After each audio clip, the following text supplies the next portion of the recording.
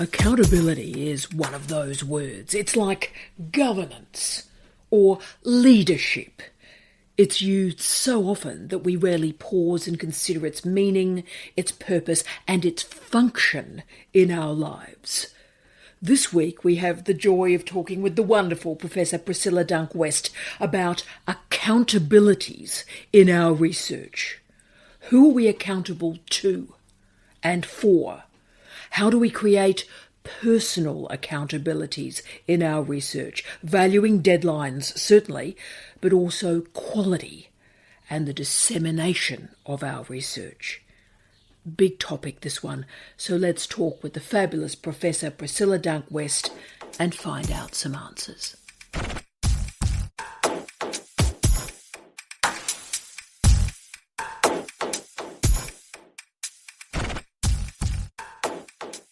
Now, Priscilla, Happy New Year.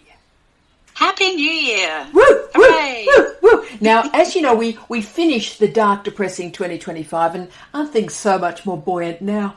We finished 2025 looking at goals and goal clarity, and of course, as per request, we're now interested in accountability. Now, that's a big word in neoliberal organisations and beyond them, so I thought that's a really interesting idea. So we talked about last year goals, and obviously goals are crucial, but what strategies do you create to summon accountability or accountabilities from your goals? Yes. And accountability, that whole concept gives me the... Me too. Because it can kind of be almost a tool for punishing ourselves. Oh, but I haven't, done this, or I haven't. And so I guess when we're thinking about goals, I would think about whether the goal is a little goal or a big goal. And so the big goals are around, I want my research to turn more towards this, or I want to take up more opportunities for this. So a big kind of statement about a reorientation or a let's continue in this path. So a big overarching goal, I guess. And then the smaller goals are the sort of, I've got to, finish this paper by this date and then do this. And so they're the kind of more operational goals, I think. So that's the strategy that I use, is to have a big goal as a compass, because what you want to do with goals is always be open to spontaneous, things that come up and go, oh, that fits with this goal. So you can kind of check in with yourself when you've got a big goal as a sort of a compass. And so I guess the things that I do for myself is I use my diary a lot, to manage my time. But the accountabilities, look, I think everybody's different. Sometimes academic work can be very isolating. And so sometimes those accountabilities are telling a mate, I'm going to do this by this date. Sometimes it's, promising somebody something by a particular date. But always being able to communicate about what's happening for you, rather than letting somebody down, or, that the relationship between researchers gets, fragmented through a lack of communication about those goals if they are shifting. So the accountability relates to the promises that we make to other people and the promises that we make to ourselves, but also with a view that goals do shift, and that's okay.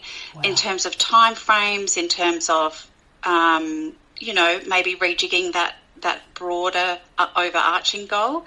So there's a shiftiness, I guess, in goals, and accountability then has to follow with that, in that the important thing about accountability is that it's a promise to somebody, or, like I said, to an external party or to yourself. And so those accountabilities need to be a clear set of expectations, being honest with yourself about what's possible. If it's not possible to write 10 journal articles in the space of a particular period of time, don't pretend that it is. Don't put yourself through that. And so, being realistic, and then communicating any changes in terms of timeframes for those goals, I think is kind of fits in with that accountability. Does that make sense? Oh, look, very kind of movable. Look, it does, because of course you play well with others, Priscilla. You write with a lot of people because you're a wonderful human being and kind and nurturing. I, of course, am an old goth sitting in the corner going, I write, I don't play with others. Yes. But can I say you've captured something crucial there about accountabilities. It's a promise you make to yourself. It's a promise you make to others. But of course, things change. But what you've captured there is communicate that. So if the goals are changing or a life crisis occurs, the accountability measure is important. But communicate with others about those accountabilities. That's brilliant. Well, I think it kind of reinterprets that very rationalist construct of a goal, where you have a goal, you set a goal, you meet the goal, and there's no kind of human dimension to that in terms of people's life, circumstances changing, in terms of people's abilities or disabilities, or different facilitators or things that are going to get in the way. And so we are human, and it's okay that goals change. And so communicating that, I think, is key to that relational sort of reading of those concepts of goals and accountabilities. I think that's brilliant. And can I also just say, we often talk about this because you and I have different relationships with book chapters. I'm officially post-book chapters at this point. I've had 2 books and book chapters that I've waited 3.5 years, and they're just coming out now, and I'm angry about it. So my goal to accountability is I am post-book chapters, but then of course a great book chapter could come and I go, oh yeah, and I'll forget, right? And you'll go, but Priscilla's doing this great book, and I want to be, with Priscilla, because she's popular and stuff. Because she's popular and she's a people person, and I'm not a people person. So no, but that's right, and it is about the project. And so what you're helping us with, I think, is keep the eyes fresh, keep the goals clear, but make sure that the accountability is about a communication system, not a metric. Ooh. Yeah. Ooh. Yeah. Ooh. Yeah. Now, yes. Let's talk about different types of research projects. Now, some research projects have deadlines, often imposed by funders or funding agencies. Now, some do not. So how do you handle the differences between the enforced and the unenforced deadlines to make sure that the work's still completed? This is such a big issue because I think we confuse the urgent and the important. So some of the important stuff we're doing probably doesn't have that scary deadline because it's not funded. So how do you manage that? Well, it's tricky to begin with. I think when there's funding attached to a project, that's got to take absolute priority because you don't want to let a funder down. And again, this comes back to communication. Sometimes so at the beginning of a project, you might have one of those, charts with all the different colours and the time frames about when you're going to do things, and be really realistic in that sense. If you say that ethics is going to take a week, that's probably not that realistic. And so be really realistic in setting up those goals to begin with when you're applying for the research funding, because you might get the research funding and then you're stuck with those time frames. And so then again, it's about communicating with the funder. So often there'll be progress reports due at particular points in time, and so being honest about, this is happening, or we're having trouble with this, or this is the, what we're doing to manage this. Sometimes ethics will take longer, sometimes data collection will take longer, sometimes it'll be earlier. And so just being open and transparent about that. But I have to say, when projects are funded, there's a responsibility that I think researchers have to deliver a project. And so that feels important to stress. The unenforced deadlines, sometimes people find giving themselves deadlines for the unenforced deadlines is helpful. So I will, and that goes back to goal setting, right? Yeah. I will complete this by this time, and to diarise that, or to work out a way that helps people become self-accountable for those deadlines.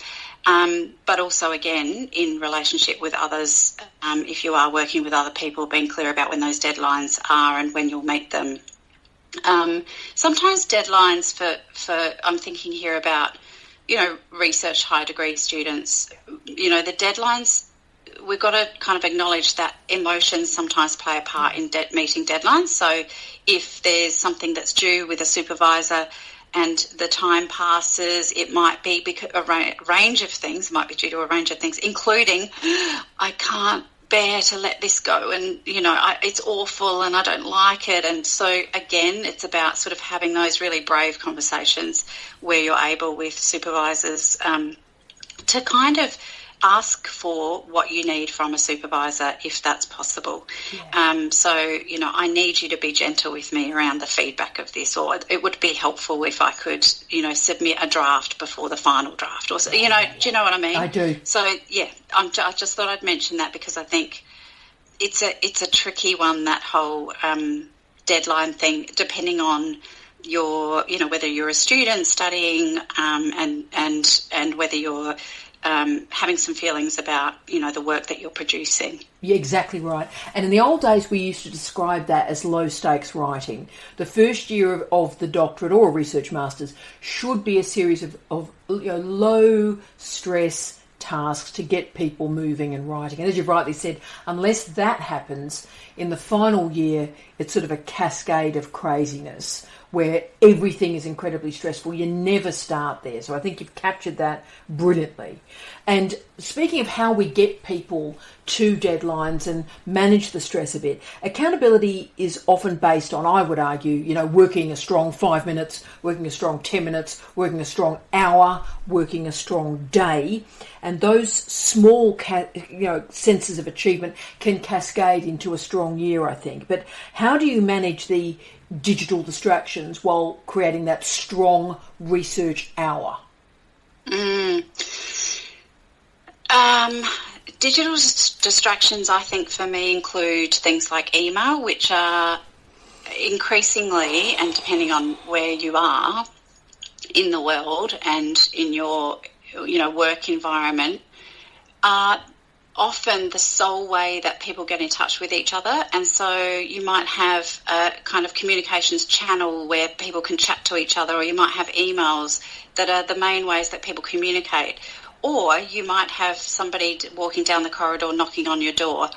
In the old days, we had that. When people Less walked so and now. stuff. Yeah, and knocked on doors, and were in physically in workplaces, and could have these spontaneous types of conversations in the water cooler conversation and things, which I think has translated now into more digital environments. So it's tricky because we don't want to set up this idea that the digital environments is all bad, because I think they serve a function, including replicating those interactions, those spontaneous interactions that people had back in the, in-person days.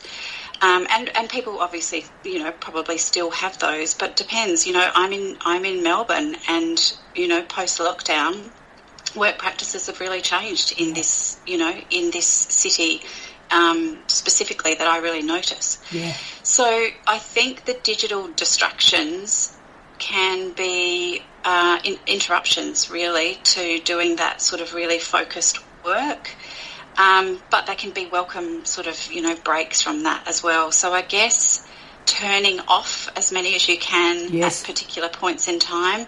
Some people have those things on their emails where they say, I only check my emails twice a day or whatever. That might work for some people.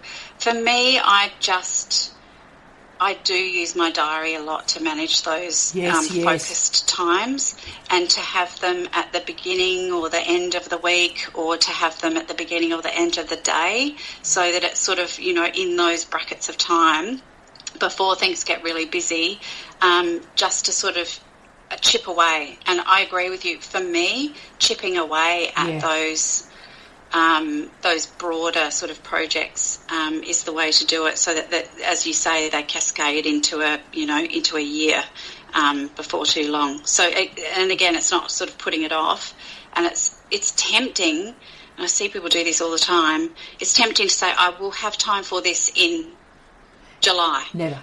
No. It doesn't happen, because you're exhausted by, So a way to integrate those hours, if it's an hour a week, great. A way to integrate it into our days in that small sort of way, I think, is the way that works. Yeah, and research time like that, the present is all that exists. So as you've said so brilliantly, make an appointment, make a date with yourself. And, you wouldn't let somebody else down, so don't let yourself down. Yes, that's right. But also, I mean, I've said this before, but I find myself, it's that research mindedness, right? It's a state of thinking. It's cognition. And for me, when I'm teaching, I'm thinking about research. I'm talking about research. Yeah. I'm curious about research, and I'm thinking about the projects that I'm involved with. I'm translating it into my teaching. So I think that counts too, right? So it's integrating it rather than separating it from other tasks that you do in your academic work. Organic modelling as well. That's tremendous. And look, last question for me, because I always take too much of your time. And let's get into the crunchy one, because most universities impose metrics on researchers. So how do you balance the personal commitments and accountabilities in research with the institutional goals and institutional accountabilities? It's not easy, and I think those metrics can make people feel really bad about themselves, to be honest. Yeah. I think it also can make people compare themselves to other people, like I'm not good enough, you know, what about X who does this? And so notice that, know that that's the way the system's intended to work, because we are all set up to be in competition with each other.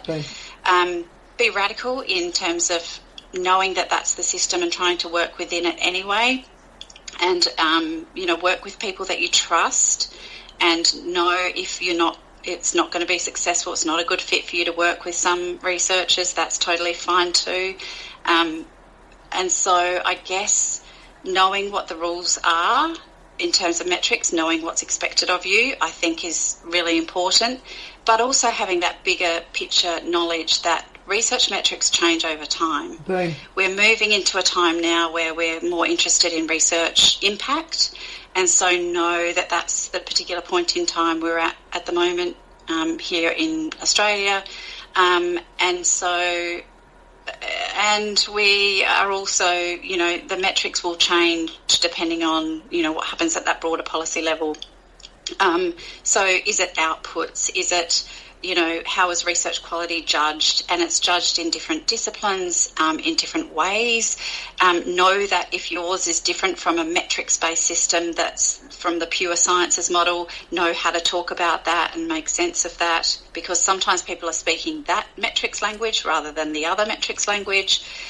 Look at those non-traditional metrics and make them count, make stories about them, and really highlight them. Like I've said before, I was told don't ever write books, and I love books. Books are really important and were really important to me in terms of my own learning. And career. And so make sense of them. Like, what does it mean for you? What does it demonstrate? So make a story of that in your own sort of way of thinking.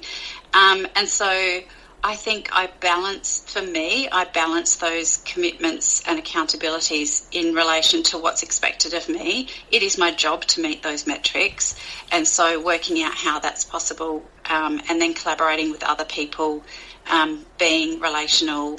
Like I said, I don't think it's easy, and I think it's a way of stacking up people against each other. Yep. Internal markets, absolutely. And look, I'll finish as the old goth talking about death, as I always do. I always say to people, you've got to think in the long term. At the end of your life, will meeting the metrics about the research environment in 2026, is that what you're going to think on your deathbed? Wow, I'm glad I've done that. And if the answer's not, research environment, yes, tick. If that's not the accountability that you're going to think about as being important at the end of your life, work out what is. And always make sure there's one moment each week where you turn your eye to that particular accountability. I love it. That's really good. Yeah, and playing the long game is also that's part of it, right? Is playing the long game in terms of, and that could relate back to your overall goal. I want to change the way that this is done in the world, or this service is delivered, or this thing. That's my overall aim, and then those kind of metrics are part of that, but not at the forefront. That's brilliant. Oh, Priscilla, I've loved that. That felt like an intellectual sorbet. Thank you for sharing that with us. You're a superstar, and let's hope 2026 is a ripper. It will be if you're in our lives. Thank you, my darling. Oh, thank you.